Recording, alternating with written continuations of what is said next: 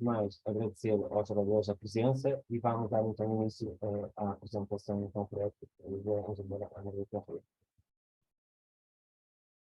Muito bem, muito bom dia a todos.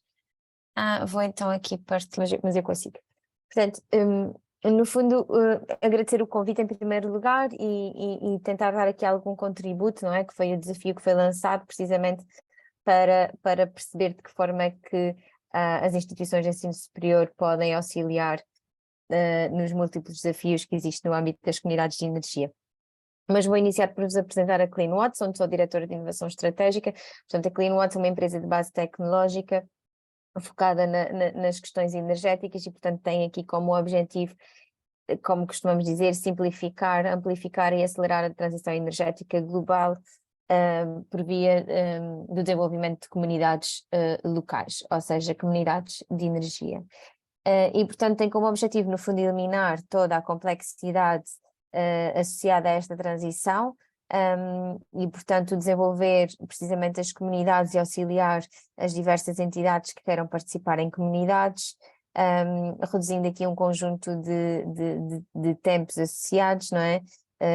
Custos também. Portanto, funcionar aqui quase como uma entidade representante do autoconsumidor. As comunidades de energia renovável, no fundo, acabam por ser uma forma, portanto, um instrumento, por assim dizer, que agrega, na verdade, um conjunto de múltiplos utilizadores de energia, múltiplos consumidores, por assim dizer, quer seja cidadão, quer seja uma entidade pública ou uma entidade privada, que na verdade se associam para poderem produzir energia localmente renovável, não é? Para poderem ali consumir, armazenar, portanto ter estratégias de partilha no seio da comunidade depois criar aqui no fundo, no fundo ao desenvolver essas comunidades estamos sempre a criar benefícios económicos, sociais e ambientais para os seus membros. E as comunidades, para conseguirem maximizar todos esses benefícios, necessitam obviamente não só de uma transição energética, não é? Mas uma transição energética associada a uma transição digital e, portanto, é necessário ter plataformas e instrumentos que, na verdade, consigam otimizar a energia que é produzida, que é consumida, que é utilizada no seio de uma comunidade e também permitir com que essa energia tenha algum tipo de interação com a rede, mas isso numa lógica mais futurista, e é o que se faz também muito no nosso departamento de inovação, que é perceber de que forma é que as comunidades conseguem ser ativos e energéticos que tenham a capacidade de providenciar serviços energéticos à rede. E, portanto, a CleanWatts acaba por desenvolver as comunidades em todo o seu espectro, portanto, costumo dizer que é desde o início ao fim. Porquê? Porque, na verdade, ela analisa uma comunidade do ponto de vista do seu potencial, da capacidade instalada, do consumo, desenvolve os projetos, licencia os projetos, apresenta os projetos a investidores para que tenhamos verba para poder investir nos equipamentos energéticos, ou seja, temos um modelo de negócio em que o promotor do projeto não tem que financiar toda a infraestrutura, nós temos essa capacidade e depois acabamos por ter o retorno financeiro desse investimento por toda a partilha de energia que acontece na comunidade. A forma mais simples de ter é ter uma grande infraestrutura, vamos supor uma fábrica ou enfim, uma associação de bombeiros, o que for, em que temos um telhado com cerca de sempre superior a 500 metros quadrados, onde colocamos painéis, onde existe o autoconsumo individual deste Anchor Client e depois, em vez de se colocar o excedente na rede, este excedente dessa energia que não é consumida localmente naquela infraestrutura é partilhada pela comunidade, é vendida numa lógica de serviço e, portanto, a CleanWatts desenvolve depois softwares que têm a capacidade de gerir todos esses ativos da comunidade e receber depois também toda a informação do DSO, porque existe essa ligação com a redes por norma, não é? Para poder depois fazer a faturação ao final do mês aos diversos clientes. E, portanto, as comunidades, no fundo, há aqui diversos benefícios. No que toca para o produtor produtor que produz essa energia, portanto, a eletricidade que é limpa e que é autoconsumida a uma tarifa sempre muito inferior à tarifa do mercado. Por isso é que nós costumamos dizer que são benefícios económicos, sociais e ambientais. Primeiro, têm que ser assegurados esses benefícios, só depois é que é possível, no fundo, ter algum tipo de lucro financeiro, não é? Portanto, o produtor também tem uma percentagem das receitas de energia que é transacionada na própria comunidade, portanto, quando ele não consome, ele tem a possibilidade de partilhar e, portanto, é ressarcido por tal. E depois na implementação do sistema de produção, sem qualquer investimento por parte do proprietário da instalação, porque esse investimento é feito pela CleanWatts. E depois também pela exploração e manutenção da própria central e o seguro contra diversas intempéries e infiltrações. E depois temos aos membros, no fundo, nos membros o que é oferecido? É oferecido eletricidade limpa a uma tarifa muito mais baixa e que é produzida localmente, e isto também confere que as pessoas tenham sempre acessibilidade a um serviço energético que é absolutamente essencial. Mas claro que os desafios pela frente são múltiplos, não é? Portanto, nós temos aqui um departamento de ideia e de inovação dedicado precisamente a investigar e a analisar os múltiplos desafios das comunidades, porque elas têm um potencial muito grande, não é só o que nós vemos ao nível de hoje, ao nível do estado da arte, ou seja, a comunidade muito focada dentro de si mesma. Toda a componente da comunidade para fora de si mesma, ou seja, a interação com a rede, tem aqui desafios muito acrescidos. E acaba por ser isto que vos trago, no fundo, um conjunto de desafios que merecem alguma atenção e análise por parte das instituições de ensino superior e os diversos institutos de investigação. Que no fundo é nós termos consciência que o utilizador final, não é? Nós vamos estar aqui numa mudança de paradigma. É desejável que sejamos aqui agentes ativos do mercado de eletricidade, mas como, não é? Como as pessoas não têm, na verdade há muita gente que não sabe interpretar uma fatura e se calhar nem é desejável que saiba gerir um conjunto de assets. Portanto, de que forma é que nós vamos conseguir fazer com que as pessoas se sintam envolvidas nestas novas dinâmicas e de que forma é que nós vamos conseguir facilitar a vida, não é? Porque por vezes, como somos nós, engenheiros, que desenvolvemos essas aplicações que são fundamentais para a otimização, temos a tendência de desenvolver um conjunto de funcionalidades que se calhar são interessantes do ponto de vista da engenharia, mas que muitas vezes descuramos se aquilo efetivamente é acessível para quem o vai utilizar. E, portanto, esta componente de usabilidade acaba por ser extremamente interessante e um desafio muito grande, ou seja, agregar aqui quase que a engenharia com as ciências sociais para perceber de que forma é que as pessoas se podem sentir mais conectadas a estas novas dinâmicas. E depois é pensar no fundo o que é que as pessoas querem saber realmente, portanto, na realidade os consumidores interessam-se mais é pelos serviços finais do que propriamente pelaquela dinâmica, no fundo é querer saber se a temperatura da sua casa está efetivamente de forma a que lhe permita estar confortável, se vai ter água quente para tomar banho, não é? Porque nós podemos gerir as bombas de calor e os termoacumuladores, mas no fundo o que a pessoa quer saber é se quando for tomar banho ou se quando precisar desse serviço energético, se efetivamente vai tê-lo disponível, se quando chegar ao seu veículo elétrico, se ele vai estar carregado. Portanto, são esses aspectos que as pessoas querem, no fundo, assegurar e garantir, e as plataformas têm que ser desenvolvidas precisamente neste sentido.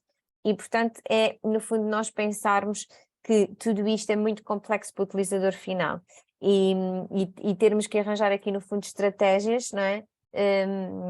Estratégias que, no fundo, façam com que tudo isto seja muito mais facilitado, e por isso é que estas plataformas são efetivamente absolutamente essenciais, mas elas próprias têm que ser muito sofisticadas no seu próprio back-office, não é? Portanto, com um conjunto de algoritmos muito inteligentes, por assim dizer, não é? Portanto, eles têm que fazer aqui uma configuração de gestão energética muito low level, que depois tem que haver aqui uma componente de otimização e depois uma linguagem para comunicar com o utilizador final, que não pode ser a linguagem típica que nós estamos habituados a utilizar, como potências, como energia, kilowatts, quilowatt-hora, portanto não, temos que ter aqui também novas camadas que permitam essa interação com o utilizador, que na verdade o que quer assegurar é que vai ter o serviço energético para o que bem lhe apetecer, não é? E depois temos aqui outros desafios, que é no fundo o típico desajuste que nós temos entre a oferta e a procura. Portanto, basicamente sabemos que tem que haver aqui um equilíbrio perfeito, não é? E que, na verdade, temos que conseguir ajustá-lo. E não faz sentido estarmos a ajustar simplesmente pela instalação de mais capacidade instalada, não é? Nós temos sim é que fazer com que haja aqui uma ligação entre a oferta e a procura, daí a importância fundamental de ter o utilizador final a participar nestas dinâmicas de mercado e ele próprio ter alguma flexibilidade, não é, de consumo ou de armazenamento para que haja aqui um perfeito equilíbrio. Mas obviamente que para isso as pessoas, portanto o utilizador que participa também deve ser ressarcido de alguma forma. Porque na verdade esta oferta que o utilizador poderá disponibilizar à rede, na verdade vai fazer com que a própria rede não tenha que fazer investimentos significativos, mas claro que tudo isto necessita de uma grande componente de digitalização para que seja possível, no fundo, nós fazermos essas trocas entre o consumo, o utilizador e a própria rede. E, portanto, lança-se a questão de como gerar ofertas de flexibilidade no mercado residencial. E há vários problemas que se levantam. Portanto, do ponto de vista conceptual, faz todo o sentido para nós. Mas depois, se formos esmiuçar a questão, há muitos problemas que ainda, ou melhor, desafios que ainda estão por resolver. Que é as cargas controláveis em cada residência são muito baixas para ter interesse no mercado de flexibilidade. Portanto, temos que ter aqui uma grande componente de agregação, não é? Portanto, nós podemos agregar muitas residências, mas a recompensa pela flexibilidade também poderá ser muito diluída, portanto, estas questões têm que ser analisadas. Claro que depois há custos fixos de controle de cada residência que serão difíceis de amortizar para recompensas que são tão baixas, e quando falo disso é dos próprios sensores, infraestruturas de hardware que têm que ser ali colocado e do próprio licenciamento de plataformas que estão no fundo a gerir, ao contrário da indústria, que é muito difícil, não é? Fazer previsões no mercado residencial. Quando nós falamos em indústrias e temos grandes consumidores e grandes cargas, tudo é muito mais simples de gerir, mas claro que há um potencial enorme em tudo o que é mais pequeno, portanto residencial, não é? Somos muitos, de que conseguimos então fazer esta transição. O outro desafio é, no fundo, o armazenamento, não é? O armazenamento é chave para que ocorra efetivamente uma eletrificação, mas as baterias atuais, obviamente, que são muito caras, são pouco manuseáveis e pouco eficientes também. Portanto, no fundo, há cargas, como os veículos elétricos, que não podem estar ligados a uma tomada e que precisam de ter autonomia energética. Depois, a partir de um certo momento, não é mais possível ajustar a curva da procura à curva da oferta. E a única solução, efetivamente, é armazenar em períodos de excesso para devolver depois em outros períodos. Contudo, nós temos que ter em consideração aqui componentes de preço, do próprio peso e do próprio volume de baterias, porque as baterias que existem aos dias de hoje são baterias demasiado grandes, não é? Que exigem, na verdade, uma instalação especializada. Vamos supor uma casa. É claro que em casas grandes, com garagem, essa questão não se coloca, mas efetivamente em casas pequenas é uma questão que se coloca. Elas têm que ser devidamente instaladas, têm que ter espaço, têm que ser mantidas por técnicos especializados e têm naturalmente um custo aqui muito, muito acrescido. E portanto existe também um desafio muito grande, que é criar um kit de baterias que se possa comprar no mercado de business to consumer, portanto que nós conseguimos colocar nas nossas casas, que seja possível ligar em segurança a uma tomada de casa, seria obviamente o cenário perfeito. Portanto, no fundo era conseguir-se substituir uma instalação mais robusta por uma instalação plug and play, por assim dizer, e portanto ainda há muito a evoluir, não só na capacidade das próprias baterias, mas também da forma como elas podem ser instaladas para fornecer este serviço. Para testar um conjunto destes desafios que nós temos vindo a abordar nos nossos diversos projetos de inovação que estão aprovados a nível nacional e europeu, nós criamos o CleanWatts Living Lab, que na verdade é um laboratório vivo, e quando digo laboratório vivo é mesmo vivo, é real, portanto, na verdade estão aqui associadas as casas dos nossos colaboradores, os equipamentos que são instalados nas casas dos colaboradores, que podem ter painéis fotovoltaicos, têm o veículo elétrico com múltiplos carregadores bidirecionais para fazermos um conjunto de testes, e as próprias integrações dos equipamentos são desafiantes.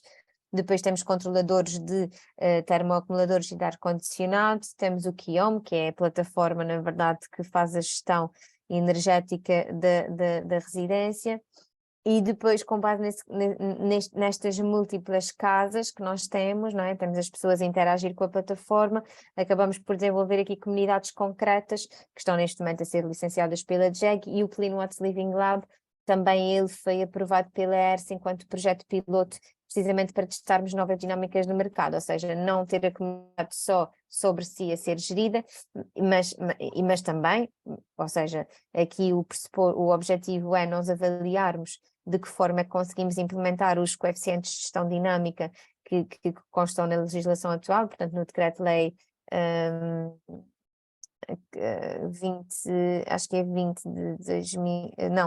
15 de 2022, de 14 de janeiro, e depois também perceber de que forma é que estas comunidades de forma agregada conseguem providenciar flexibilidade ao sistema e de que forma é que podem ser remuneradas por tal. E portanto temos aqui este ambiente real onde vamos testando múltiplas tecnologias e onde no fundo acaba por ser a base dos nossos projetos de inovação. Quando nós começamos a criar, e também porquê? Para permitir que os projetos de inovação não morram, não é? Porque muitas vezes os projetos terminam e depois ficam na gaveta os resultados. Não, aqui é uma forma de fazer com que eles perdurem e de testar mesmo as tecnologias que depois podem passar não só numa lógica de soluções de teste, mas também para produto.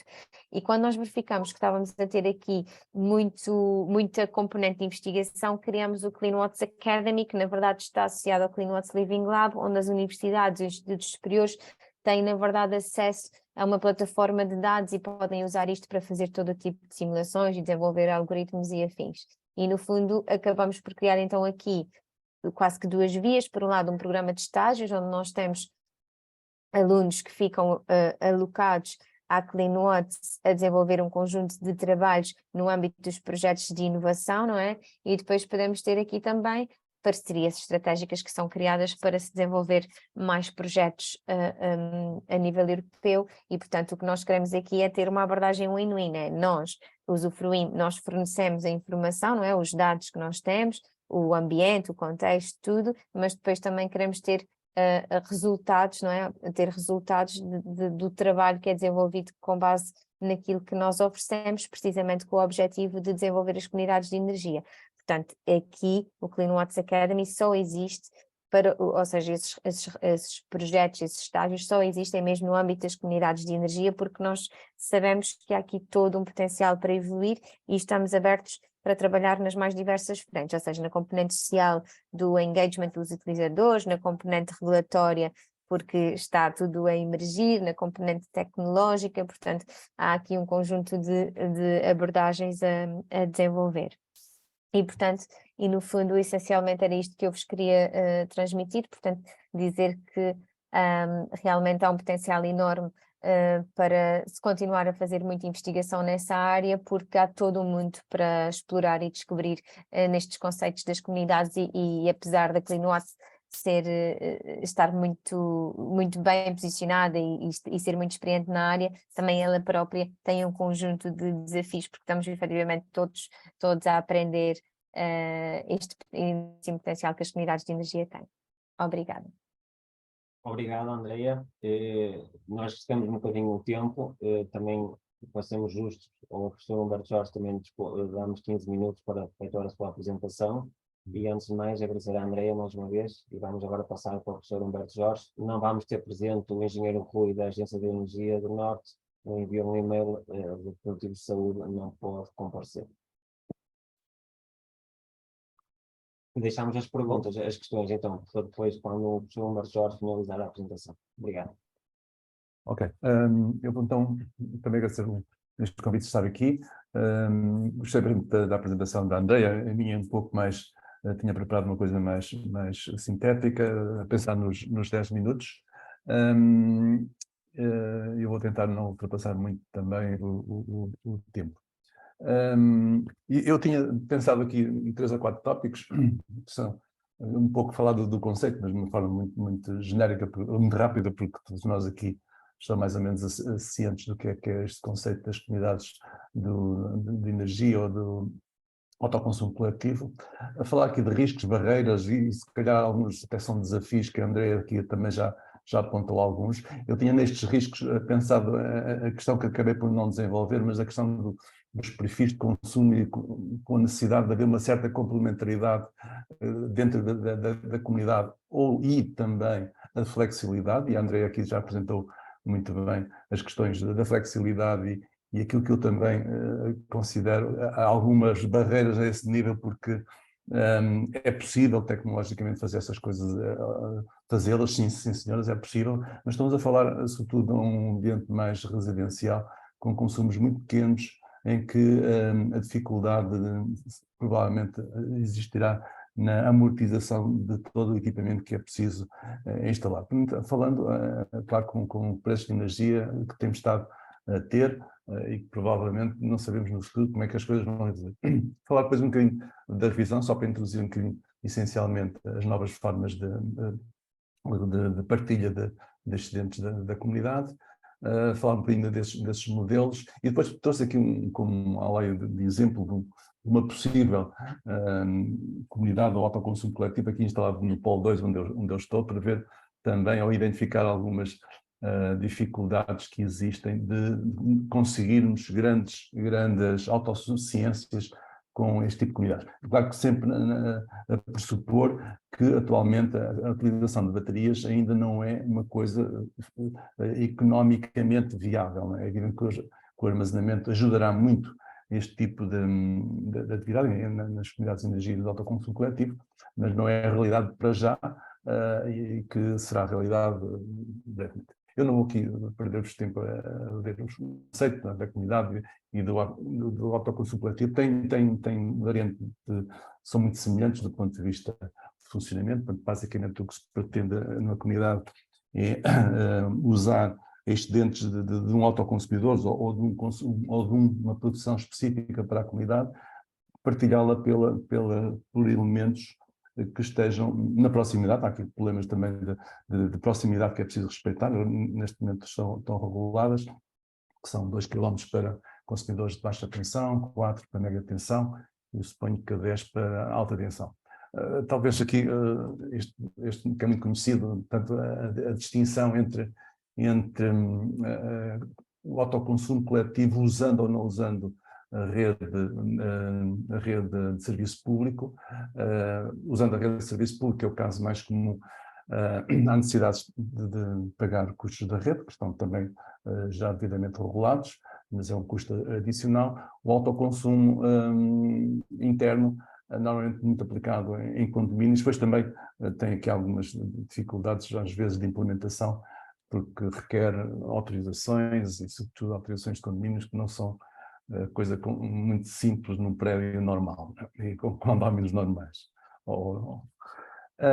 Este é o esquema dos contratos de transação comerciais, portanto já bem conhecido, portanto há aqui este tipo de tanto comunidade de energia como de autoconsumo necessita ter um MEGAC, portanto uma entidade gestora do autoconsumo coletivo que gere todas estas transações, nomeadamente pagar os custos da rede quando existem, vender excedentes neste momento vai ser criado, pelo que me apercebi da legislação, um agregador de universal para recolher esses excedentes, que é sempre, digamos, é um último recurso. Normalmente haverá sempre preços muito baixos comparado com aquilo que é possível fazer na distribuição dessa energia para uma comunidade, e também, portanto, a principal função da EGAC também é redistribuir e definir as regras de distribuição, que mais à frente vou aqui apontar, porque há aqui algumas alterações, nomeadamente com o que vem do Decreto-Lei do 15 de 2022 e que estão a ser agora incorporadas no regulamento que está ainda, já acabou a discussão pública, tanto quanto eu sei, mas ainda não saiu o novo regulamento de autoconsumo, mas que vai incorporar e vai adaptar esta nova legislação que saiu agora em 2022. Aqui dos riscos e barreiras, eu só elenquei aqui 3 ou 4, portanto deixei aqui fora a questão já da necessidade de perfil, um pouco irei apresentar um exemplo muito simples que aqui trago, mas o principal é sempre, quando há um conceito, não é assim muito novo para quem lida com estas coisas, mas para um consumidor normal é um conceito novo, portanto, e tudo isso, todos os conceitos novos trazem associados a si falta de informação, que leva a que muitos cidadãos possam ter e criar algumas reservas em participar, nomeadamente uma coisa que eu tenho aqui, que é a questão dos acessos a dados, e depois toda aquela confidencialidade e que assusta ainda muitas pessoas, como é que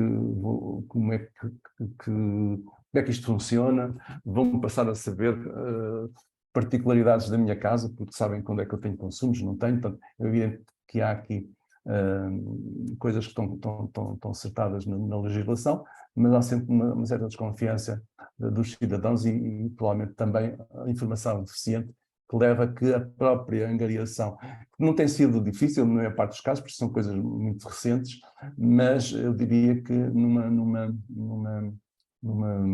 explosão, numa grande disseminação deste tipo de coisas, pode começar a ser difícil e, sobretudo, dimensionado estas comunidades. Porquê? Porque há uma grande flexibilidade na questão energética para escolher um operador. Essa flexibilidade também vai ter que ser mantida para pertencer ou não pertencer a uma comunidade de energia, e isso pode tornar um bocado complicado, ao invés de aumentar o risco, aumentar a incerteza da viabilidade económica da constituição de uma sede, porque pode ter alguma variabilidade dos seus participantes. Pois, esta é uma coisa que tem sido recorrente por enquanto, mas sei que há um grande problema com questões de licenciamento. A Direção-Geral de Energia julgo que não estava preparada para uma coisa destas. Sei que estão a ser agilizadas e desenvolvidos processos de agilização com novas plataformas que estão a ser implementadas. Não sei qual será o resultado disso, mas é também uma barreira que existe neste momento. Trago aqui a Constituição, especialmente em condóminos, porque faz muito sentido num prédio de alguma dimensão, que tenha alguma capacidade para instalar painéis para autoconsumo, mas muitas vezes há barreiras que estão relacionadas com a autorização. Portanto, tem que haver uma autorização do condómino e às vezes nós sabemos que quem já passou por isso, eu já há muito tempo não vivo num prédio com condomínio, vivo numa vivenda, mas estive num e sei quais eram os problemas para chegarmos a consensos com coisas às vezes mínimas. Isso poderá ser uma dificuldade. Talvez aqui um simplex nos condóminos, não sei como é que poderia ser implementado, porque isso implica com o uso de espaços que são de todo o condomínio, e com possibilidade de aderência ou não aderência, e se houver custos associados, no caso de certas situações, como tem a CleanWatts, que promove o financiamento para o investimento, portanto, e vai-se ressarcindo com as poupanças, mas se houver necessidade de investimento inicial, isso ainda torna mais complicado. Às vezes é muito complicado num condomínio de decidir quando é que se fazem as obras de fachada ou de telhado, quanto mais este tipo de coisa. Portanto, é mais uma situação de risco e é um desperdício de uma oportunidade que existe em muitos prédios. Depois a questão de acesso a dados, que já um pouco falei da questão da confidencialidade, também pode ser um risco, não um risco, uma barreira por alguma desconfiança que também as pessoas possam terem que querer aderir, saber que muita da informação exposta, a informação de consumo é uma informação muito sensível, porque permite passar para terceiros informação muito confidencial do uso da instalação, portanto, da permanência ou não permanência, por exemplo, de pessoas na instalação. E depois há aqui uma questão que é a incerteza no custo da energia fornecida pela rede. Por que é que eu pus aqui isto? Neste momento há cada vez mais modelos de oportunidades de de oferta de tarifários às pessoas, nomeadamente as tarifas indexadas, e isso faz com que o preço da energia possa vir a variar significativtivamente e, sobretudo, aquilo que está a aparecer, e por isso eu trouxe aqui no próximo slide, fui ontem dar uma espiolha dela pelo OMI, pelos preços de mercado, o que é que está a acontecer devido, sobretudo, ao grande boom de produção que existe já em Espanha e que brevemente também vai existir em Portugal, que é da produção solar fotovoltaica. E não podemos esquecer que estas comunidades, elas baseiam-se essencialmente na fonte renovável de solar, portanto, que tem a mesma simultaneidade de produção, que é ter preços significativamente baixos, sobretudo aos fins de semana, que é o caso da semana passada. Na semana passada, no fim de semana passado, tivemos preços em Espanha chegaram a vir a zero, em Portugal não vieram porque as interligações, apesar de já serem muito substanciais, esgotaram e houve split de mercado, portanto tivemos preços um pouco mais caros, mas o que acontece é que quando olhamos para o preço mais baixo que ocorre durante o dia, é sempre na hora de produção fotovoltaica. Isso, com digamos, a proliferação de tarifas indexadas, pode levar a que os preços da energia serem relativamente baixos em horas de produção solar, que é o negócio das SERs, que é vender a um custo mais baixo do que se compra na rede, e que é um benefício para o consumidor, mas que esse benefício pode vir a alterar-se, e isso, no meu ponto de vista, é um acrescido nos estudos de viabilidade económica, que normalmente se aponta para 6, 7 anos, e podem não ser assim se continuar a haver a flexibilidade, que vai ter que haver, de um cliente, de um elemento da SER, poder entrar ou sair da SER, porque descobre que no mercado, afinal, àquelas horas do dia também consegue preços tão baixos como da SER, e evita estar com algum receio de alguma confidencialidade de dados que possa ocorrer. Isto é um exemplo de ontem, isto é de dia 4 de julho, em que se nota, isto foi feriado só em Coimbra, não foi feriado na Europa, na Península Ibérica, ou em Portugal, onde se nota que há aqui um grande volume. O gráfico não está rigorosamente centrado na base de tempo, mas este vale que aqui está corresponde a esta produção fotovoltaica, que é essencialmente em Espanha que está ocorrendo neste momento, e o que vemos é aqui um vale que tem correspondido nos dias de bom tempo, obviamente, corresponde sempre ao período em que a energia de mercado, no mercado grossista, é mais baixa. Se esta tendência se vai tender, se calhar, a agravar, pode levar, e com a tal proliferação de tarifas indexadas, pode levar aqui a umas variações e identificado como um risco depois nestas avaliações económicas da instalação de uma SER, devido a que houver outras ofertas de mercado, também com preços baixos a esta hora do almoço, que não são apenas da oferta vinda da comunidade de energia. Trouxe aqui também alguns pontos mais essenciais da revisão do regulamento, que estão indexados à legislação que saiu da Decreto-Lei de 15 de 2022, e um deles, o principal, que eu aqui destaco, é a questão da previsão dos modos de partilha. Portanto, vai haver mais flexibilidade na criação de modelos de modos de partilha. Tipicamente, até agora, para além dos projetos piloto, que podiam ter os seus modos de partilha específicos, mas estava previsto no regulamento, era um modo de partilha com fixa, portanto, com parâmetros fixos, com percentagens fixas definidas inicialmente, ou em função, ou proporcionais ao consumo do cliente. Neste momento há mais de dois, que eu depois apresentarei à frente. A criação da figura de agregador de último recurso, portanto, não terá assim, mas do último recurso para facilitador de mercado, no caso dos tentários. Mas como tivemos aqui a apresentar anteriormente, este facilitador de último recurso, provavelmente ele vai comprar energia excedente aos preços muito próximos ou indexados ao mercado grossista, ou seja, todos os excedentes que forem vendidos no período de produção, portanto, que coincide com a produção fotovoltaica, provavelmente não serão remunerações de todo interessantes.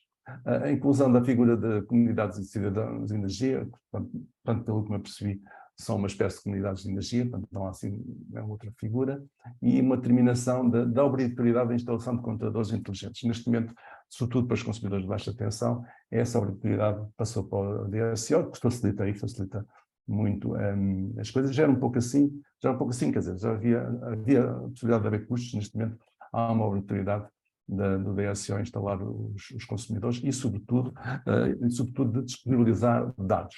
E essa disponibilização de dados vai ser feita a muito curto prazo. Portanto, o DSO deve ter os dados preparados para disponibilizar no dia seguinte. Isso vai permitir a criação muito mais flexível dos modelos de partilha, porque conhecendo os dados de todos os consumidores associados àquela comunidade, é fácil trabalhar com essa informação e definir modelos de partilha muito mais específicos e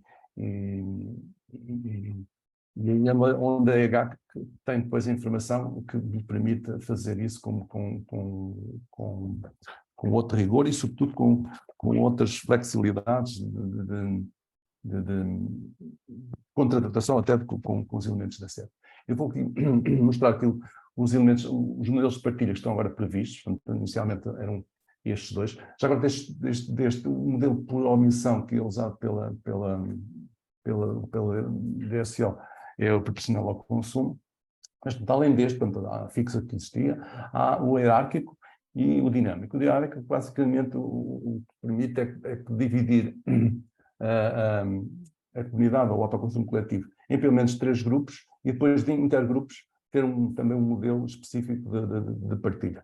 Isso permite coisas como, por exemplo, sei lá, num condomínio, dar prioridade, por exemplo, aos serviços comuns do prédio, e a um grupo, em restrição, em relação aos consumidores, os elementos consumidores dentro do prédio, e se calhar um terceiro grupo, que é os excedentes do prédio, que estejam fora do prédio, que já vão incorrer em custos de utilização da rede pública, e fazer essa distribuição da forma mais otimizada, nomeadamente a reduzir custos de rede, por exemplo. O modelo dinâmico é um modelo, tanto quanto me apercebi, muito versátil e que permite, inclusive, incluir cláusulas contratuais que possam existir com os clientes da sede. E é possível a implementação devido à disponibilidade de dados que o DSO está obrigado a disponibilizá-los no dia seguinte. Mas aqui são particularidades, talvez para não exceder muito mais o meu tempo, mas estão aqui como é que, no caso da partilha hierárquica, a definição de grupos, o modo de partilha intergrupos, que é definido pela EGAC, e depois essa informação passada para o DSO, que vai fazer os acertos todos e gerar a informação para passar, tanto para a comercializadora como depois devolver à EGAC. O partilha dinâmica é um pouco mais digamos, mais complexo, permite ver uma necessidade de haver uma pré-distribuição por questões questões até de acerto do mercado, que depois há um acerto final antes da faturação, com base nos tais modelos que me parece que são bastante versáteis e permitem quase tudo o que uma EGAC quiser implementar. Porque é a informação que a EGAC depois disponibiliza ao DSO como acerto final de contas entre todos os elementos da comunidade. Nós temos aqui, tenho feito alguns trabalhos até nos projetos que está para arrancar, que acabou por não arrancar, mas em explorar outros modelos de partilha variável. Portanto, nós temos aqui desenvolvido alguns modelos, nomeadamente um modelo chamado modelo muito simples, que é um modelo híbrido, que permite, claro, também estes modelos são implementáveis partindo do princípio, como agora o novo regulamento já prevê, a disponibilidade de dados no dia seguinte, que é um modelo híbrido em que há uma primeira distribuição inicial com a chave fixa e uma segunda distribuição com chave proporcional. Qual é a vantagem deste modelo? A vantagem deste modelo é aproveitar as coisas boas que cada um dos modelos tem. A distribuição fixa tem como uma característica, digamos, boa, que é criar condições de equidade dentro da SER de distribuição de energia. Portanto, tentar distribuir de uma forma mais equitativa possível dentro daquilo que ficar acordado e combinado. Mas qual é o problema que esse modelo tem? É poder gerar excedentes individuais. Portanto, é atribuído a um consumidor uma quantidade de energia que ele depois não a consegue consumir e gera excedentes individuais que depois são considerados excedentes da SER. Portanto, essa é a coisa má que tem. A distribuição proporcional ao consumo só gera excedentes quando todos os consumidores ficarem satisfeitos no seu consumo. Mas tem problemas de equidade. Se na SER existir consumidores muito desproporcionais em relação aos outros, ter um grande consumidor e ter vários pequenos consumidores, o grande consumidor assambarca, digamos assim, a grande parte da energia, e os pequenos consumidores que estão ali na SER acabam por não haver um grande interesse em estar. Portanto, e esta distribuição híbrida permite garantir uma certa equidade numa primeira distribuição, pegar nos excedentes individuais, mais no excedente do consumo que pode não ser distribuído inicialmente, porque pode haver estes modelos podem ser tentar distribuir tudo, toda a energia inicialmente, ou distribuir apenas parte, e portanto este pega nesses excedentes da aplicação do primeiro modelo, que depois são distribuídos proporcionalmente ao consumo. Portanto, garante uma certa equidade, e a segunda garante uma certa otimização de todos os sedentários para serem usados na SER. Também já temos desenvolvido outros modelos como este, que tem a característica de ser apenas usa a percentagem, a distribuição fixa, mas usa iterativamente até uma de duas coisas acontecer. Todos os consumidores ficarem satisfeitos nas suas necessidades de consumo, ou toda a energia toda a energia disponível ter sido distribuída. Portanto, o modelo é iterativo para quando uma destas condições acontece. Portanto, aqui garante uma boa equidade, porque usa o modelo fixo de partilha, portanto, com percentagens são previamente acordadas entre os elementos da SER, e tem a garantia, porque é iterativo, obviamente que este tipo de modelos não eram possíveis de implementar antes da alteração, mas agora com as novas modelos será possível implementar coisas deste género.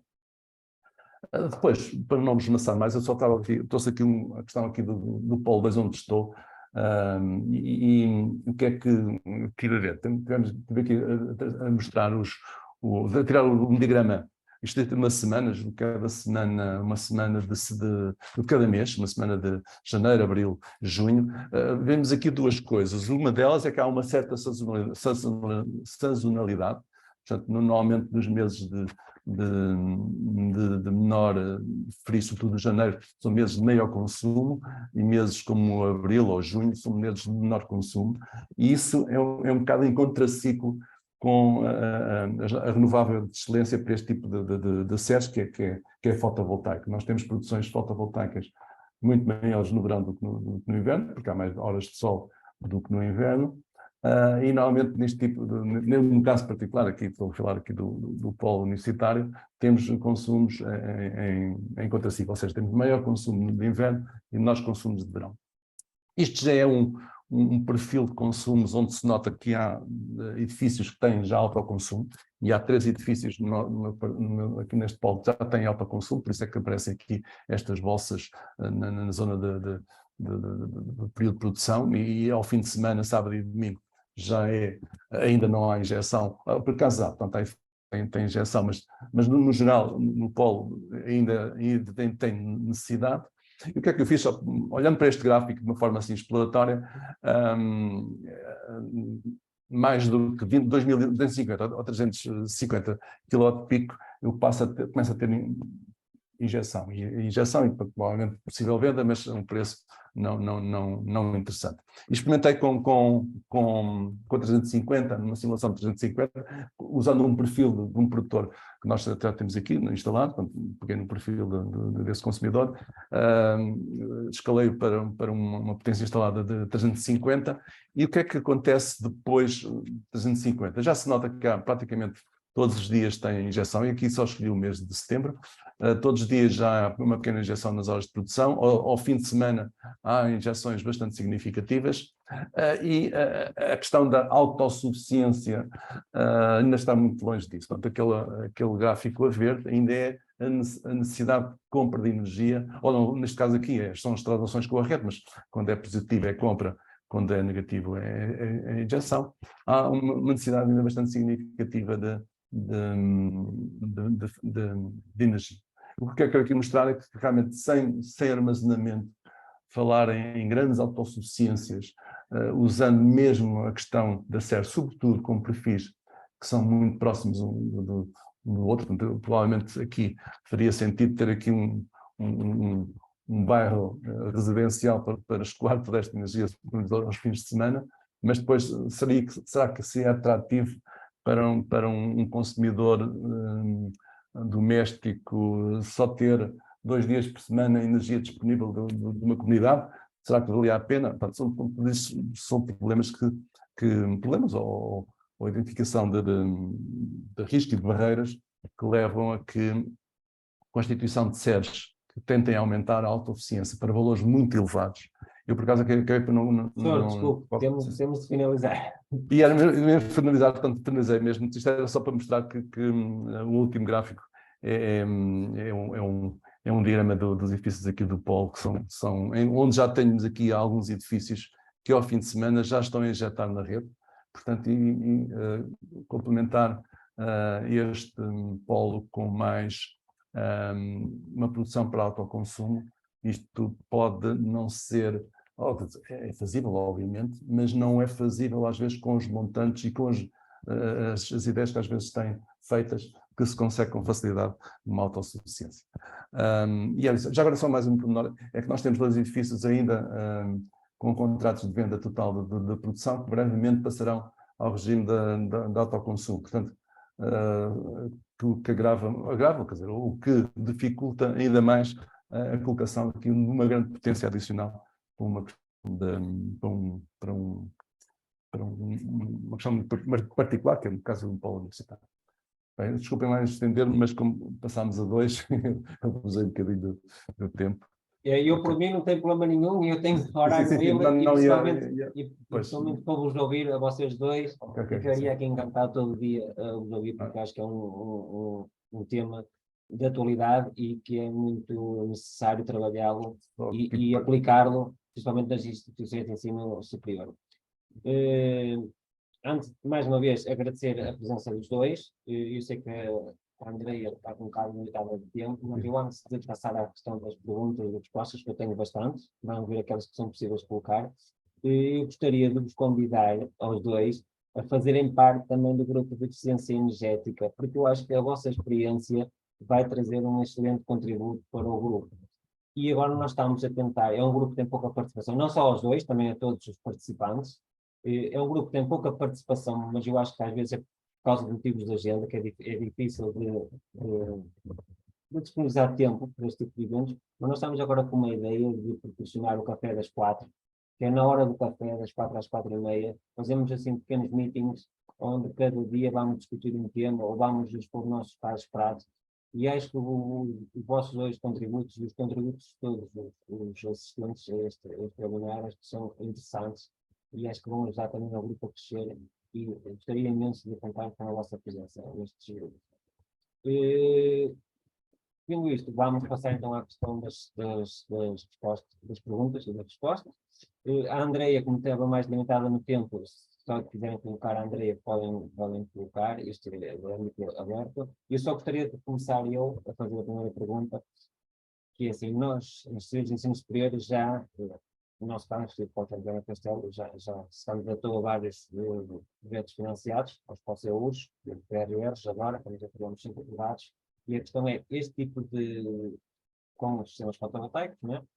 Esses tipos de sistemas são os sistemas sem injeção na rede.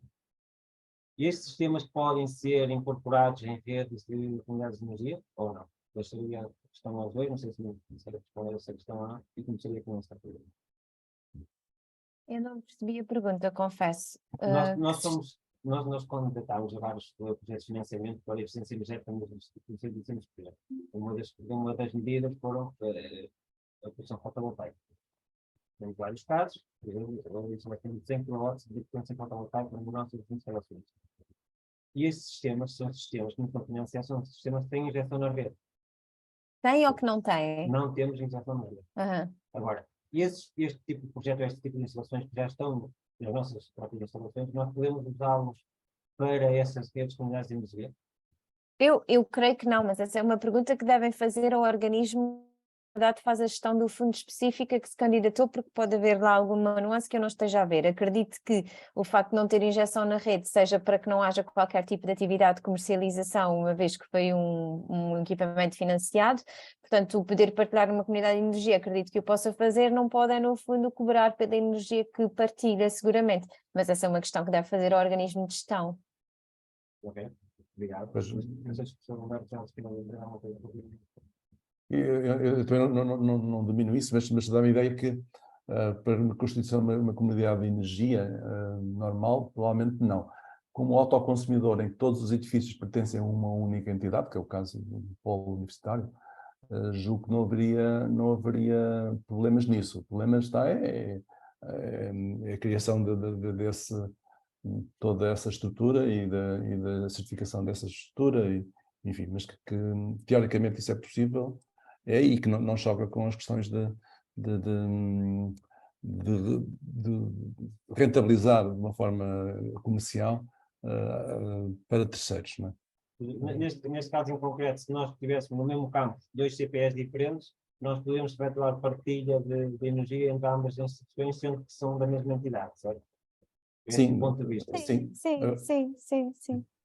Da mesma entidade. Aliás, porque é muito simples passar de uma opaca de autoconsumo individual para coletivo, não é? Portanto, eu não vejo honestamente qualquer impedimento, desde que não haja comercialização associada.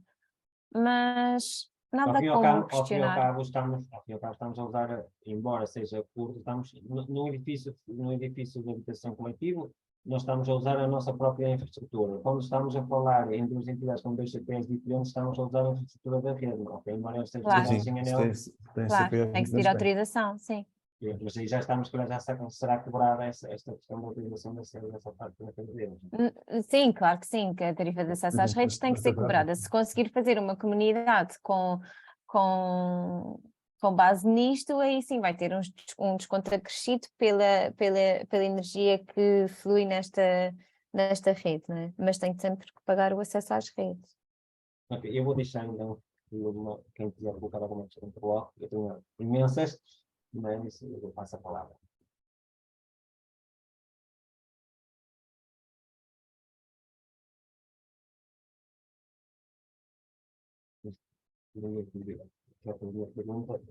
E eu vou-te colocar aqui outra questão. Esta questão das redes comunidades de energia, o perfil ideal seria nós conseguirmos, nós no nosso caso, no Instituto de Calculação da Questão, nós estamos distribuídos pelo distrito, não temos só um campus universitário que engloba todas as escolas superiores, nós temos um campus que estão distribuídos pelo distrito. O que é que nos acontece? Acontece, por exemplo, em Melgaço, em Viana do Castelo, nós estamos muito próximos de hotéis, estamos muito próximos de centros de estágios, e estamos muito próximos de pavilhões e piscinas. Porque isto pode facilitar um bocadinho a integração da nossa instituição com estas unidades. Isto porquê? Porque temos perfil de consumo totalmente diferente. Onde ao fim de semana o nosso perfil baixa drasticamente, e no período de férias e agosto, principalmente, e é quando a unidade hoteleira, neste caso, está com um excedente, ou está a 100% coberto. Isto aqui seria quase o ideal para aplicar neste tipo de sistemas, certo? Acho que sim. Portanto, em termos teóricos, sim. Agora, tudo o que é relacionado com questões de função pública, às vezes essas coisas não são tão fáceis como isso, né? Sei lá, um autoconsumo em todos os edifícios são da mesma entidade, torna as coisas mais simples.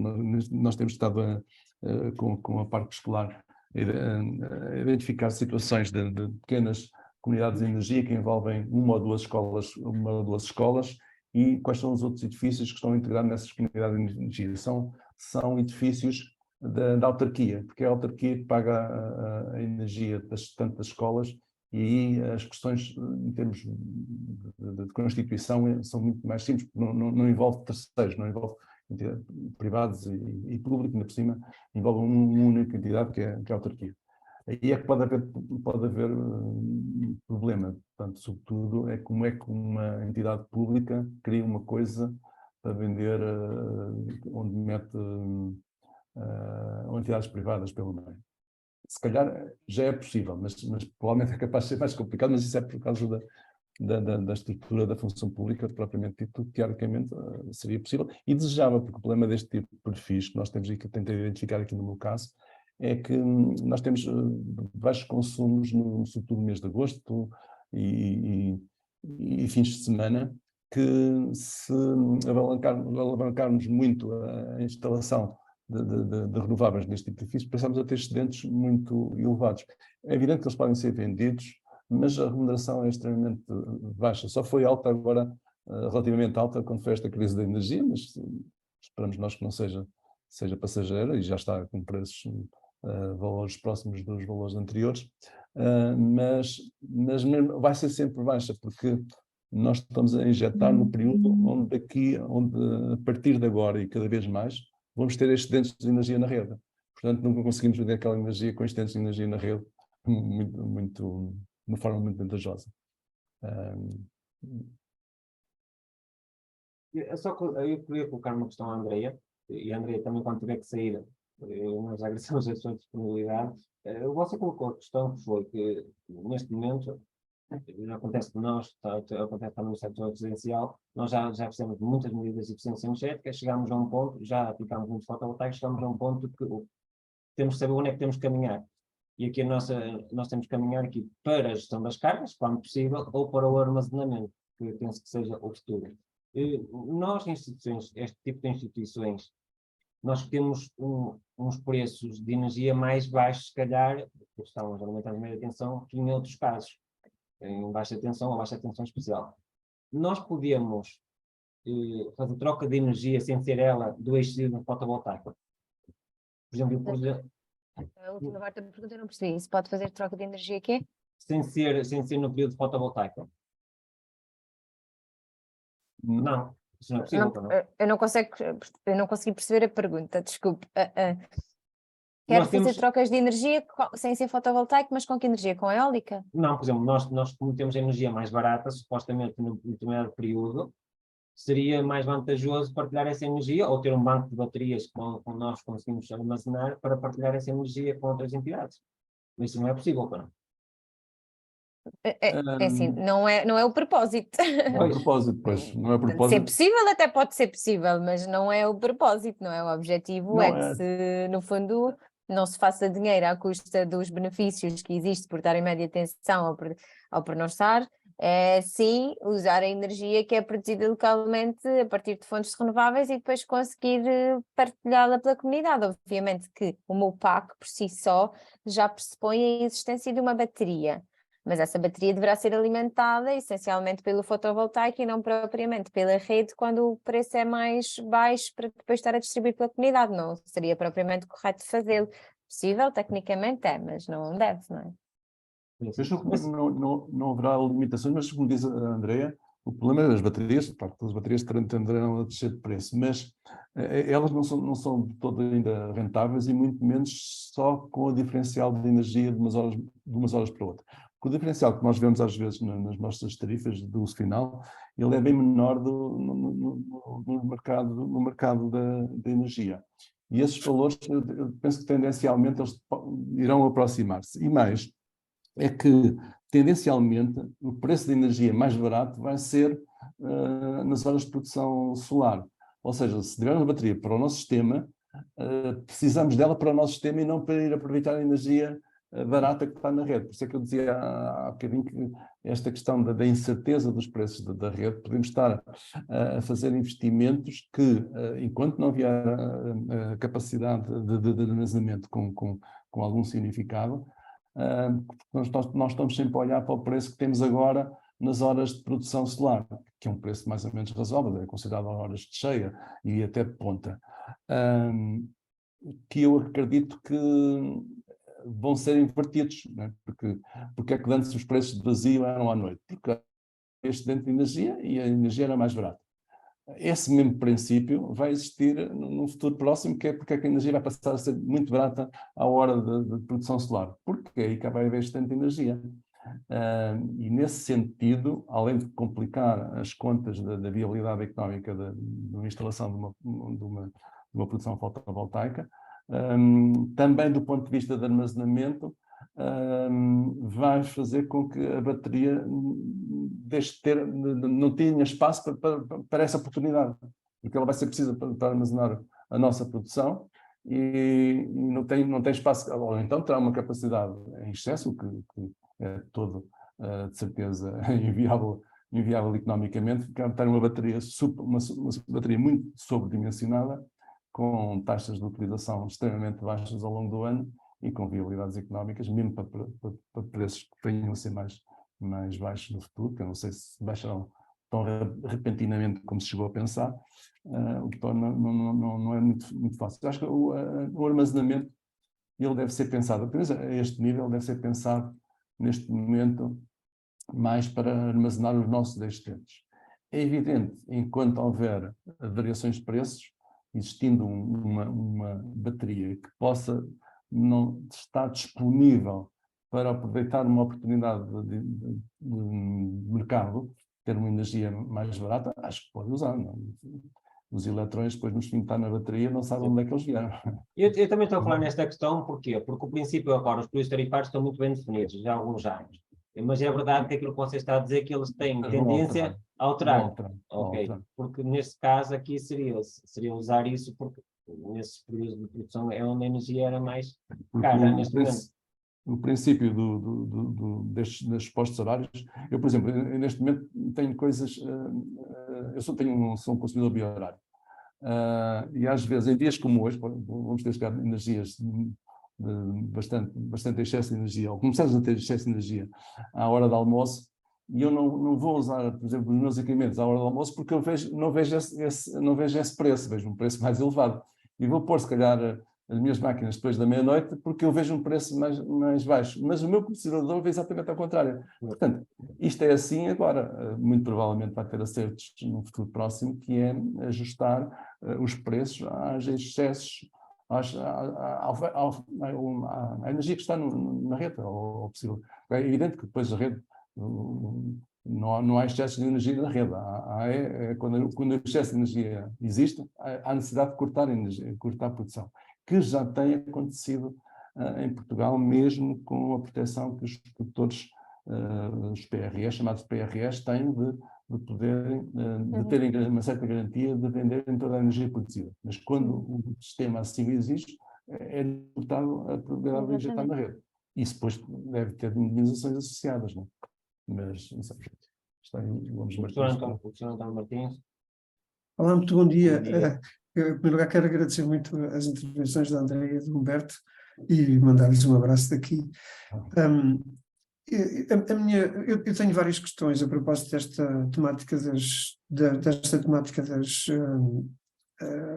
comunidades de energia. A primeira é mais terminológica, quer dizer, eu acho que é um pouco estranho chamar, mas isso nenhum de nós tem culpa disso, chamar comunidade de energia a uma coisa que se destina a alimentar vários edifícios de uma mesma entidade. Se é uma mesma entidade, não é uma comunidade, mas ok, podemos chamar-lhe a comunidade de edifícios, admitamos. Mas isso é só uma brincadeira, só para... Mas agora, como diz, nesse caso não se chama comunidade de energia, chama-se autoconsumo coletivo. Autoconsumo coletivo, ok, pronto. Mas é dentro do chapéu de chuva, toda a gente fala das comunidades, depois fala que tem duas categorias, que é o autoconsumo coletivo e as comunidades de cidadãos. Ok, pronto. Mas isso era só uma brincadeira inicial. A questão há duas questões principais que eu gostava de vos colocar. A primeira tem a ver com estas questões que tu próprio referiste ainda agora a propósito, digamos, do que podemos vir a esperar dos preços que vão passar a vigorar no futuro, ou que virão a vigorar no futuro, nomeadamente no caso dos consumidores de maior dimensão, que, em relação aos quais a probabilidade de virem a ficar sujeitos a um pressário que tem alguma dependência da variação horária, ou eventualmente até com uma resolução temporal maior dos preços no mercado grossista. A questão que se me coloca, que eu penso que tu já referiste de passagem há bocadinho, mas não tenho a certeza se era isso que tu te querias referir, que é a questão digamos assim, da expectativa que o investidor pode ter relativamente à recuperação do investimento, se por acaso a evolução dos preços vier a ser de tal ordem que, à hora que ele está a produzir com maior intensidade, que é a hora de maior disponibilidade de sol, é exatamente a mesma hora que a energia elétrica está tão barata na rede, ou no mercado, se quisermos, que eventualmente a recuperação do investimento fica muito duvidosa. Portanto, a questão que se coloca nesta perspectiva de não ter armazenamento, e digamos que o armazenamento, eu penso que o raciocínio é exatamente igual, porque só aumenta o investimento e, portanto, as coisas podem ser ainda mais complicadas. Essa questão é uma questão que se me coloca e que me cria dificuldade imagino eu que possa criar dificuldade a quem pensar um bocadinho, digamos assim, no médio prazo, não é? Dificuldade do ponto de vista do investimento em perceber que se o risco do investimento não é demasiado elevado por causa do retorno ser potencialmente difícil de garantir num prazo razoável, não é? Porque a expectativa de retorno depende de cada investidor, claro. A questão tem mais a ver, não tanto com os consumidores grandes, eu, nessa perspectiva estou muito na perspectiva institucional da Universidade de Coimbra, não é? Agora, pensando de uma maneira mais genérica, relativamente aos consumidores de pequena dimensão, nomeadamente residenciais e pequeno comércio, etc., que podem, de facto, ligar-se em comunidades, a principal questão que se me coloca é a propósito de temas como a repartição, que tu referiste há bocadinho, e daquilo que me parece ser uma opacidade inevitável para o, digamos, o cidadão comum, não é? A opacidade inevitável que qualquer esquema, qualquer que seja o que a gente venha a definir, vai ter na perspectiva de ainda termos uma sociedade que é relativamente iliterada, perdão, do ponto de vista energético. Não é? E, portanto, as pessoas tendem, como tu dizias há bocadinho, a desconfiar daquilo que não conhecem, mas eu diria que, em qualquer caso, é mais ou menos como o mercado funciona hoje. Quer dizer, eu acho que o mercado de energia elétrica está tão complexo, com tantos agentes, com custos de transação absolutamente desconhecidos, opacos e sem ninguém saber exatamente porque é que está a pagar, ou quanto é que está a pagar a mais por causa de haver um operador e quem gera as transições comercializador e os comercializadores, as taxas de lucro dos comercializadores e não sei o quê, ninguém sabe nada disso, é tudo muito opaco, com regras absolutamente incrivelmente complicadas. Eu diria que no caso das comunidades, ao nível mais local dos agrupamentos de cidadãos em condomínios ou outros,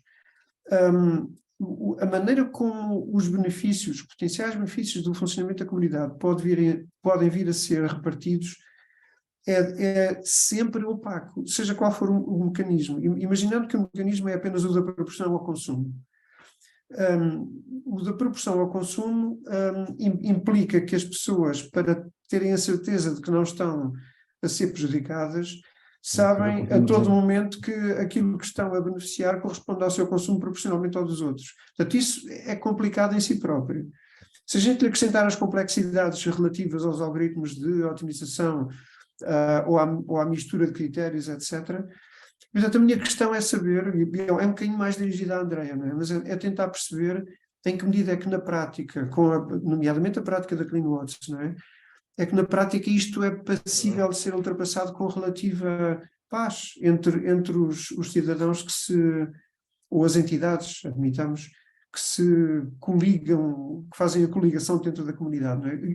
É possível ultrapassar estas dificuldades que nós antecipamos que podem vir a acontecer, não é? Do ponto de vista da relação entre as pessoas e entre as entidades, tornando a coisa o mais transparente possível e criando laços de confiança. Isto é possível? Como é que é possível, basicamente? A minha curiosidade. Professor, eu peço imensa desculpa, mas como recebi aqui uma chamada urgente e vou ter mesmo que sair, eu acho que não sei se apanhei a questão toda, mas obviamente nós depois podemos falar com mais calma. Mas do que eu apanhei e depreendo que questionou, na verdade, nós acabamos por andar todos aqui um bocadinho a aprender e a tentar evoluir. Eu não lhe consigo quase dar uma resposta concreta de sim ou não. A verdade é que depende, não é? E, portanto, nós o que tentamos sempre fazer no que toca à transparência é termos aqui um conjunto das próprias plataformas, portanto o próprio Qiom, que é a aplicação individual que cada um dos membros da comunidade tem e que pode utilizar e ver todos os fluxos energéticos que ali estão, mas acaba por ser uma estimativa. Depois no final, este confrontar de partilha que existe dentro da comunidade é feito essa contagem é feita pelo DSO, não é? Portanto, pela redes que nos é dada. E depois, quando se envolve os membros numa comunidade, existe um regulamento interno. Este regulamento interno, as pessoas, por base, já sabem o que é que ali está, o que é que ali, portanto, o que é que podem contar, o próprio preço da energia que ali é partilhada, portanto, tudo isto obviamente que se quiserem no fundo fazer uma auditoria de como é que é aquilo, ok, têm acesso à informação, mas é uma informação que é nossa, que não é propriamente uma entidade externa a auditar se efetivamente aquilo é feito desta forma. Pronto, podíamos levantar aqui um conjunto de questões. Mas o que se verifica muito é que numa fase inicial há sempre muitas dúvidas e há uma porque as pessoas estão habituadas a ter duas faturas, não é? A trabalhar e sentimos essa necessidade de com agentes locais, que nós chamamos os ninjas e os embaixadores. O que é que são isso? Os ninjas, na verdade, são os parceiros locais que quase que acabam por também ter um retorno pelas oportunidades que acabam por criar no que toca ao desenvolvimento das comunidades, não é?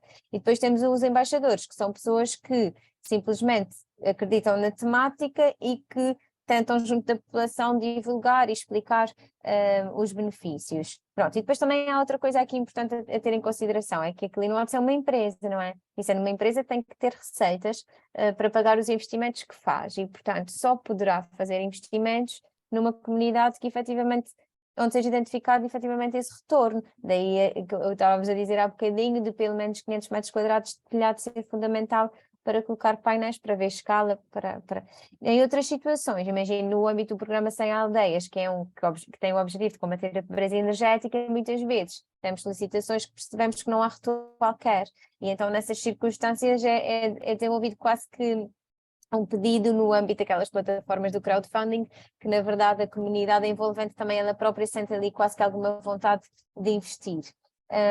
Portanto, no fundo são várias abordagens que nós conseguimos aqui ter, mas ainda estamos todos numa fase muito inicial, percebemos que não há propriamente confiança a 100% de todos os lados, até porque quando nós às vezes divulgamos e apresentamos os benefícios de uma comunidade, as pessoas até questionam que é, mas isto é mesmo assim tão linear, isto é mesmo assim tão bom? A verdade é que acaba por ser bom para todos, porque toda a gente acaba por ganhar aqui de alguma forma, porque uma das coisas que não pode acontecer é a comunidade, ou seja, a energia na comunidade ser mais cara do que a energia que existe no mercado, porque o pressuposto é temos que criar benefícios económicos para os membros da comunidade. De outra forma, ela nem se pode criar, não é? Isso é a lei, isso é a regra, base.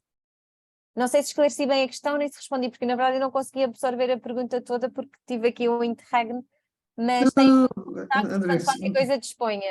não, muito obrigado, respondeu sim, eu tinha curiosidade sobre como é que a Cleanwater geria as coisas no terreno e acho que a Andrea respondeu de maneira que eu fiquei a perceber, sim, muito obrigado. Sim.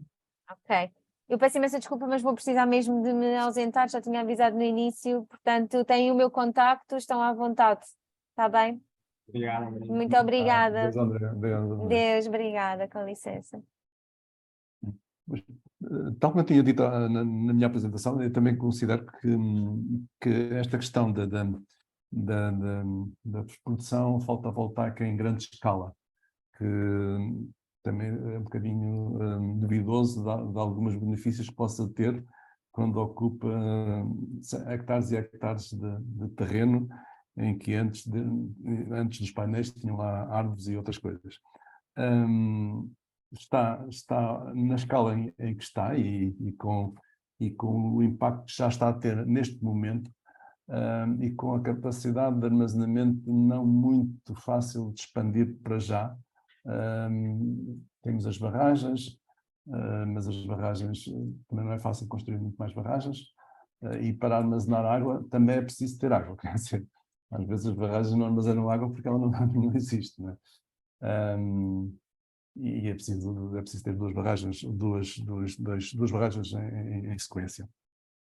E isto, da minha perspectiva, pode baralhar um bocadinho as coisas. Agora a Andrea estava a dizer que isto só faz sentido quando a comunidade consegue vender energia mais barata do que está na rede. Só que a comunidade vende exatamente nas horas onde a rede vai ter energia mais barata.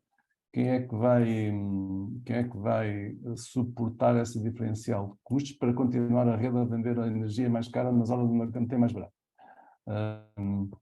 Provavelmente, com a flexibilidade que há de criação de muitos tarifários, vão aparecer os tais tarifários indexados, como já está a aparecer, ainda há pouco tempo tive um colega meu, quando os preços da rede estavam exorbitantemente elevados em modo negativo. Ainda há pouco tempo tínhamos a redução dos custos da rede para um consumidor doméstico rondavam os 9 cêntimos, ou os menos 9 cêntimos. Passou agora a partir do dia 1 de julho para menos de menos 1 cêntimo, portanto, houve uma diferença para aí de 8 cêntimos. Mas quando estava a esses preços, eu tinha períodos em que recebia dinheiro para consumir energia, que era uma coisa completamente esquisita, que só os mercados é que conseguem fazer estas coisas mais estranhas. Portanto, há aqui esta incerteza nos investimentos que vai ser preciso geri-la muito bem. E pode ser, eu já tenho falado com algumas pessoas, empresas que estão nesta área, elas próprias também estão um bocadinho em dúvida, porque estas coisas normalmente têm investimentos, têm taxas de retorno de 5, 6, 7 anos, o que para a maior parte das empresas, se esse retorno for efetivo, não há problemas, porque elas estão habituadas a trabalhar com retornos desta natureza. Agora é assim que se for 5, 6, 7 anos aos preços atuais, mas não sabemos quais são os preços do amanhã. E se calhar as coisas complicam. Até porque não podemos pedir a estes consumidores fidelidade de participarem numa comunidade durante estes 6, 7 anos. Não é? Aliás, não está previsto isto, está previsto um consumidor, quando quiser, sai da comunidade. E claro que se eu for preocupado, ainda dá sempre a olhar para os preços do mercado, sairá quando não vir interesse em estar lá. Em relação à opacidade, eu também concordo. O problema da opacidade, as regras são fáceis de definir. Garantir ou validar que as regras estão a ser aplicadas, elas só pode acontecer quando os dados que o MEGAC tem e que deve manter confidenciais, os pudesse disponibilizar. Olha, você ficou só com 3% porque você aplicou essa regra comparado com o seu vizinho que gastou, mas estará a dizer o que é que o vizinho andou a fazer lá em casa dele. E não é fácil,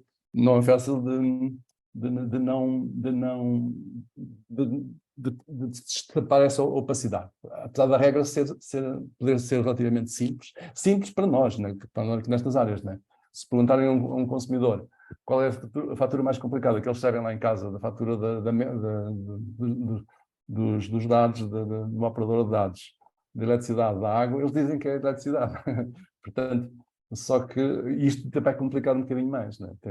Já passam a ter duas faturas. Depois há uma parcela que é um bocadinho variável, varia com o sol, varia com os consumidores dos seus vizinhos, podem ter um perfil. E há métodos de partilha que estão muito indexados ao perfil de consumo, portanto, bastam uns vizinhos regressarem de férias para que ele pode estragar a expectativa que tinham de redução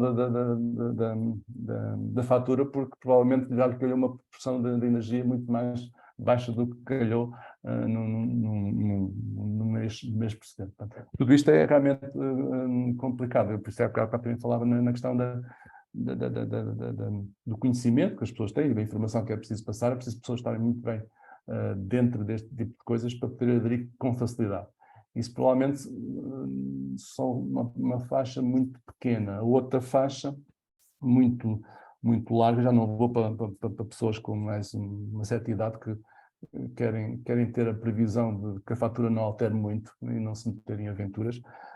Isso pode ser que leve a algumas restrições nesta situação. Agora, os objetivos que o SPEI apregou do PNEC, ainda agora reviu em alta, que a partir de 2030, em vez dos 80% vai passar a 85% de energias renováveis, realmente as comunidades ajudariam a integrar muita renovável sem andarem a desmatar terrenos para colocar painéis em larga escala. E podíamos aproveitar os telhados e outras coisas mais próximas das vivendas. Temos todos estas... Claro, isto é também uma coisa nova, como diz a Andrea, isto vai-se aprendendo. As pessoas também podem ir ganhando confiança e acreditar, e sobretudo, o espírito das chamadas comunidades nunca foi uma coisa para fazer dinheiro. Só que o problema é quem é que investe. Não existe. Depois tem que aparecer estas empresas, para a Clean Watts e outras, que muito bem, estão no mercado, estão lá para fazer dinheiro. E isto passa a ser um negócio. Enquanto comunidade faz todo o sentido.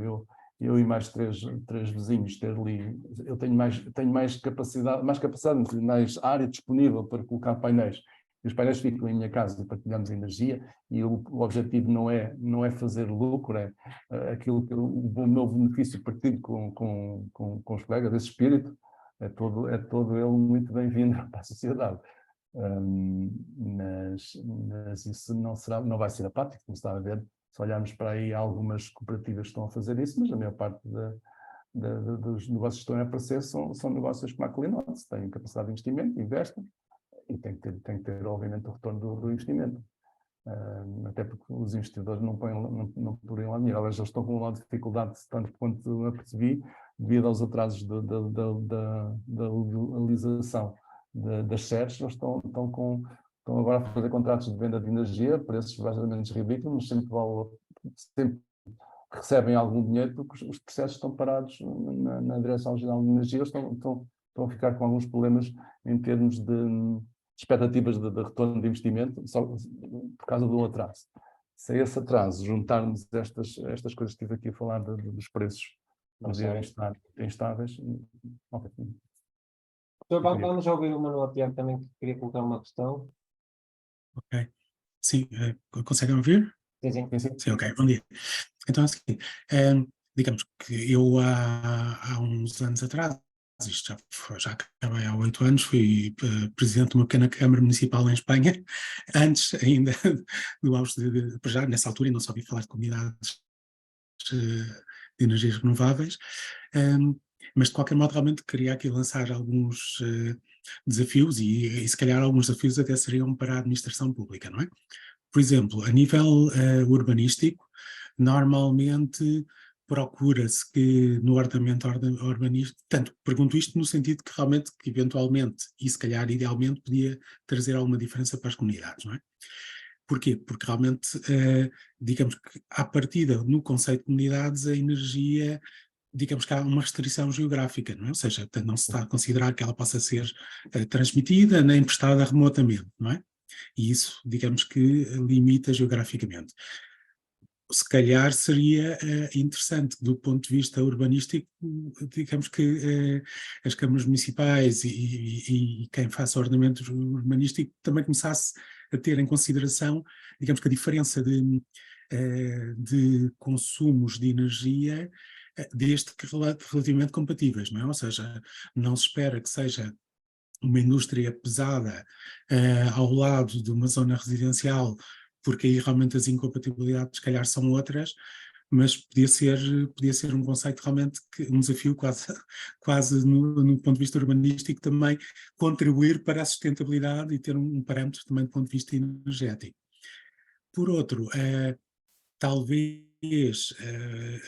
se for permitido, sobretudo a entidades públicas ou sem fins lucrativos, poder ceder energia sem fazer concorrência desleal, talvez realmente pudesse dar uso, ou digamos que vazão a uso de energia excedente em determinados períodos, não é? Estamos a falar sobretudo em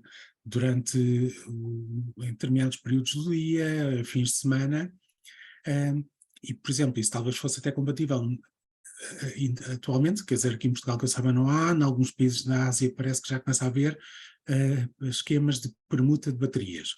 As permutas de baterias, à partida, não parecem estar indicadas para carros elétricos, mas se calhar se começar a aumentar a frota de motos elétricas ou veículos de distribuição urbana elétricos, digamos que talvez possa vir a ser realmente um serviço que uma procura para trocas de baterias que depois seja compatível com realmente estar a usar excedentes de baterias, digamos que desde que não entre numa lógica de competência, de concorrência comercial realmente com as distribuidoras, não é?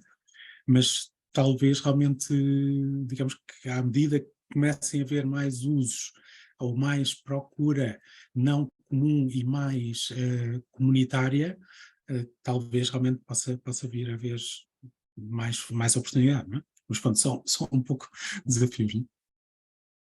Isso agora faz-me lembrar uma coisa que eu tenho refletido um pouco, que é nós com a questão da produção local e se calhar num futuro não muito longínquo também com algum armazenamento local, o que é que vamos ter? Vamos ter menos fluxo de energia nas redes. As pessoas pensam, isso é bom porque não precisamos expandir redes, ok, temos essa vantagem, mas depois temos que pensar, se olharmos para a maneira como as redes neste momento são remuneradas, e a grande fatia da remuneração das redes é pelo quilowatt transacionado na rede. Se passarmos a ter redes que pessoas precisam de lá estar, porque há picos e há coisas que é preciso socorrer durante todo o ano e que precisam ter as capacidades que têm agora, ou se calhar ainda mais no futuro, com menos fluxo de energia, quer dizer que a remuneração das redes vai ter que ser alterada. E vai ser alterada para custos, mais para custos fixos do que para custos variáveis. É um pouco para os nossos telemóveis agora com o de há 25 anos atrás. Há 25 anos atrás eu estava sempre preocupado com o tempo que demorava a chamada, porque aquilo ficava caro, porque era por minuto. Não fazia muito sentido, toda a gente dizia que não fazia muito sentido por minuto, porque as infraestruturas não se gastavam por passado, provavelmente quando muito eram os congestionamentos da rede. Mas agora o que temos é que há um pacote que nem sei quantos minutos é que tenho, mas gasto e falo à vontade e pago sempre os meus 7 ou 10 euros por mês. Portanto, provavelmente não vamos ter isso na parte elétrica, mas vamos ter se calhar uma transação dos custos de remuneração das redes mais para custos fixos do que custos variáveis, porque os custos são capex, são capital, não são operacionais. Tem alguns custos operacionais, mas não são muito elevados.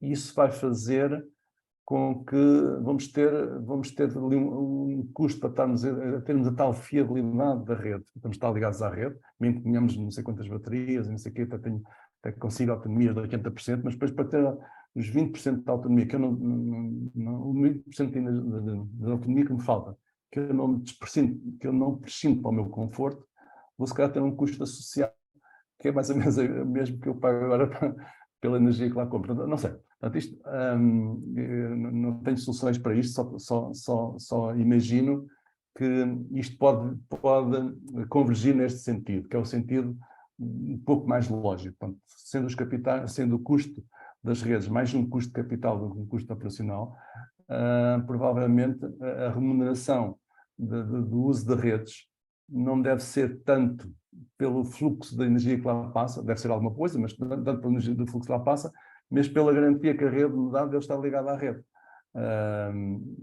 E sei que quando o meu painel, tive 2 ou 3 dias sem sol, não tenho energia própria, mas estou ligado à rede, estou descansado. Só que esse seguro, digamos assim, que me dá, vai ter que ser pago. E que nós neste momento não estamos a pagar. Quando estas coisas mudar, não sei se mais rápido, se mais lentamente, mas eu prevejo que vai haver um período de muita instabilidade neste tempo em que estaremos a viver, de como é que nós vamos ter acesso a esta coisa que é para nós imprescindível, ter acesso à energia, nomeadamente à energia elétrica, a um custo, tem que ser um custo razoável, porque isto é imprescindível para as nossas vidas, mas se calhar com regras que não são muito parecidas com as que temos agora. Mas nós, engenheiros, havemos arranjar solução para isso. Acho.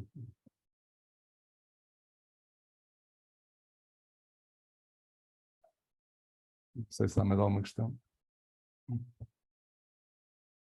O Ivo, não está sem micro. Acho que agora sim, não há nenhuma questão. Não sei se mais alguém quer colocar alguma questão ou não. Eu iria voltar a reforçar o convite a si e aos resistentes, ainda e agradecer aos resistentes para fazerem parte do grupo de trabalho, porque infelizmente este é um tema que deveria ser constante e hoje também fiquei a perceber que efetivamente, isso é uma coisa que eu não tinha pensado, já estava a pensar nas baterias Second Life, já estava a pensar no tipo de armazenamento, mas nunca tinha pensado que o paradigma atual da contratação de energia, visto que nós, instituições de ensino superior, nós fazemos o concurso anual, através da ESPAPA, com as várias instituições, nunca tinha ponderado esta situação de que este paradigma, a curto prazo, pode vir a alterar-se. E tem lógica, né? Porque se a hídrica não tinha um período vazio, era aí quando tinha uma maior produção. Agora também é verdade que o fotovoltaico ainda está a crescer e vai crescer muito, mas pode provocar que o nosso período de pontas e cheias não sejam períodos de pontas e cheias, e o período de cheias passe para as 6 da manhã, das 6 às 9 da manhã. E esse aí já vai ser o problema com esta criança, era outro tipo de solução. As coisas são capazes de ter. Já agora, sobre contratos, os contratos das universidades, é coisa pública que costumam fazer. Normalmente por questões de risco de faturação, primeiro a Universidade de Coimbra tem privilegiado contratos fixos, anuais, agora está a fazer contratos semestrais, porque há uma instabilidade tão grande.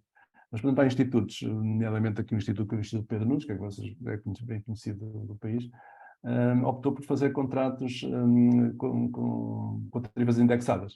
E dá para que falei com o diretor do Instituto, eles estavam a ter um custo médio por cada quilowatt-hora à volta dos 10 cêntimos.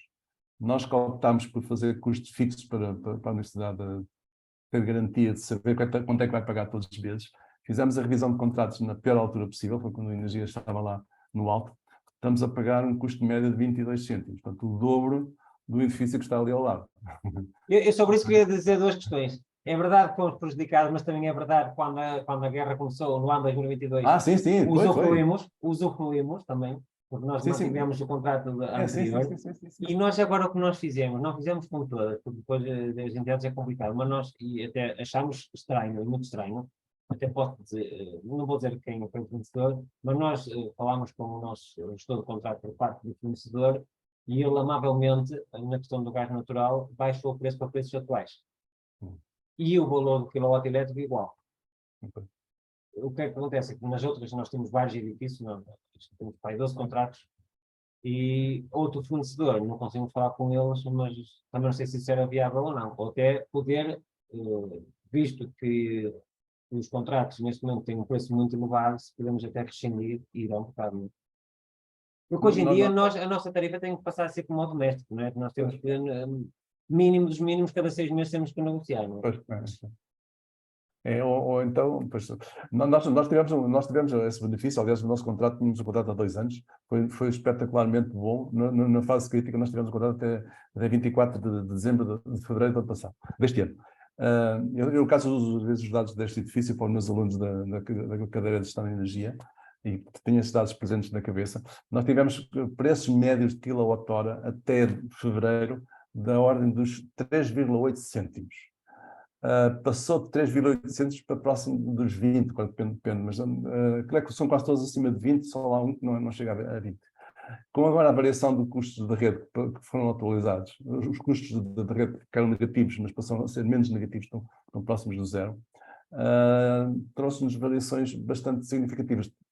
Andou à volta, o fator multiplicativo foi entre 8 a 9. Portanto, um fator multiplicativo de 8 a 9 para os nossos orçamentos é qualquer coisa que Nós pagamos, estamos a pagar à volta de 700, 800 euros, passamos agora a pagar 6.000, 7.000 euros por mês. Sim, e nós temos problema depois na orçamentação, não é? Como nós justificamos, em princípio é fácil justificar, não é? Quando nós justificamos, tínhamos um orçamento, a energia e esse orçamento vai triplicar ou quadriplicar, não é? Esse aqui é o grande problema para as instituições também.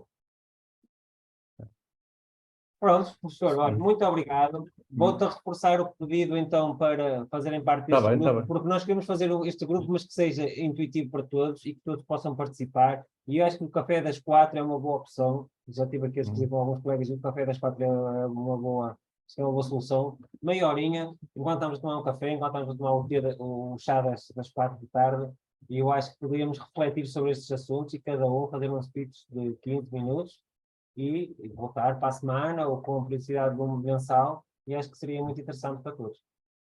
Está bem, eu vou alinhar. Manda-me um convite que eu depois alinho. Eu faço parte da FCC, mas não estou em grupo nenhum, portanto sou só. Ok, está lá. Estou lá. E este ano está convidado também para vir a Viana do Castelo, que o Instituto Politécnico vai ser o anfitrião da Redução Sustentável em 2023. Também estão convidados a vir. Participantes, se tiverem alguma comunicação ou não, mas estou sempre com vocês. Tá? Olha, muito obrigado a todos, então, Adeus, e até à próxima. Até à próxima. Tá, obrigado. Tchau.